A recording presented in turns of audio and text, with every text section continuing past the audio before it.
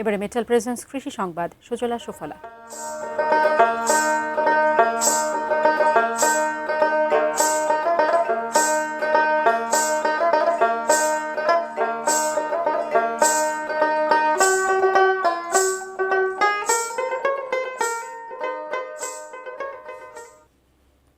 এক কেজি আলুর দামে মিলছে না 1 কাপ চা। রংপুরে তাই আলু চাষিদের হাহাকার। লাভ তো দূরের কথা, খরচের টাকাই উঠবে না এবার। আলু চাষিদের দুর্দিন কাটাতে সরকারি প্রণোদনা এবং আরও বেশি আলু সংরক্ষণের ব্যবস্থা করার দাবি কৃষকদের। রংপুর থেকে মনিরুজ্জামানের তোলা ছবি ও শাহরিয়ার মিমের পাঠানো তথ্যে ডেস্ক রিপোর্ট। মাইলের পর মাইল, হাজার হাজার বিঘা জমি থেকে শ্রমিকরা আলু তুলছেন। অনেক ক্ষেতের আলুই তোলা হয়ে গেছে।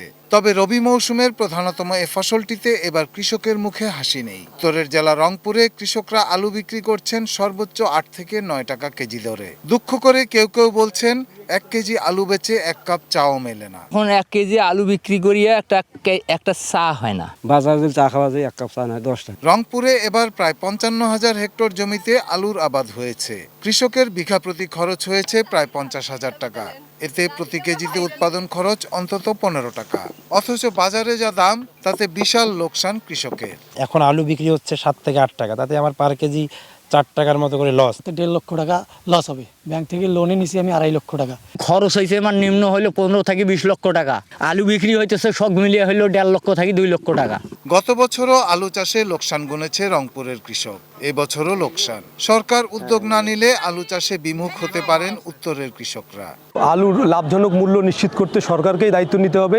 আমরা দীর্ঘদিন থেকে দাবি করেছি যে আলু যেহেতু একটি পচনশীল পণ্য, সে কারণেই আলু সংরক্ষণের জন্য সরকারি উদ্যোগে হিমাগার করতে হবে। রংপুর জেলায় প্রায় 41টি হিমাগার রয়েছে, সেখানে 4,41,100 মেট্রিক টন আলুর ধারণ ক্ষমতা রয়েছে। কৃষি বিপণন অধিদপ্তর থেকে 121টি মডেল ঘর করে দিয়েছে। এই মডেল ঘর থেকে তারা নিজেরা ঘর তৈরি করে আলু সংরক্ষণ করে রাখে। সেক্ষেত্রে 2-1 দিন পরে বা 1 মাস পরে আলু স্টোরেজ করার পরে যখন দাম বাড়বে তখন তারা এটা বিক্রি করলে কিছুটা হলেও লাভবান হবে। Shahidul Rana, desk report, ATN news.